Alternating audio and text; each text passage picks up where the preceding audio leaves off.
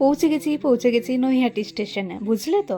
Hello everyone, আমি সঙ্গীতা, আর এক সুন্দর ব্লগ থাকছে তোমাদের জন্য। ঠিক ধরেছো তোমরা, আজ চলে গেছিলাম বড় মায়ের কাছে।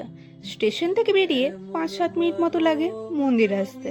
এখানে টোটো থাকে, কারোর হাঁটতে অসুবিধা হলে টোটো করে নিতে পারো। তো আমরা হেঁটেই যাচ্ছিলাম। দুদিকে বড় মায়ের এত সুন্দর সুন্দর ছবিগুলো দেখতে ভীষণই ভালো লাগছিল, তাই না? দেখো কি সুন্দর লাগছে ছবিগুলো।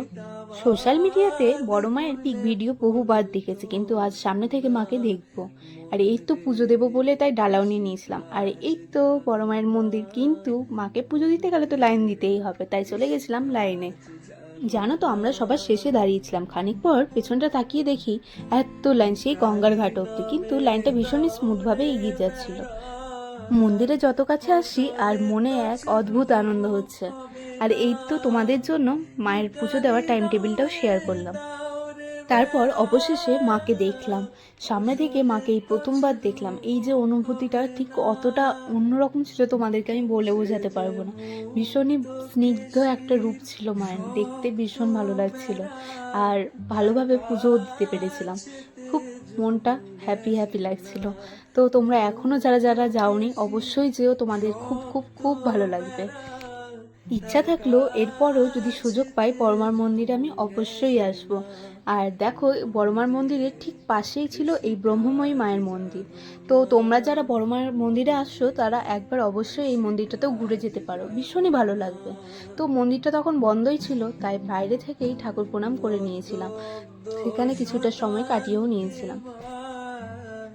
বাজে আপ তো হবে জানো না। পুজো দেবতায় সকাল থেকে উপসী ছিলাম, তাই এবারে পেট পুজোর সময়। এই দোকানের খাবারগুলো ভীষণই ভালো ছিল, তো সেখান থেকেই খেয়ে নিই। তারপরেই চলে যাই সোজা গঙ্গার ঘাটে।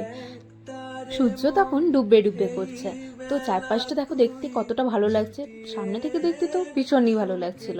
তারপর সেখানেই খানিকটা সময় কাটিয়ে নিই, আর সবাই মিলে কিছু পিক ভিডিওও তুলে নিই। বাড়ি ফেরার এবার সময় হয়ে গেল। সারাদিনটা কিভাবে যে কেটে গেল কিছু বুঝতেই পারলাম না। ভীষণই ভালো কাটলো দিনটি। আবারও ইচ্ছা থাকলো যে বড়মার কাছে আবারও যাব। তো তোমরাও যারা আসতে চাইছো অবশ্যই এসো বড়মার কাছে।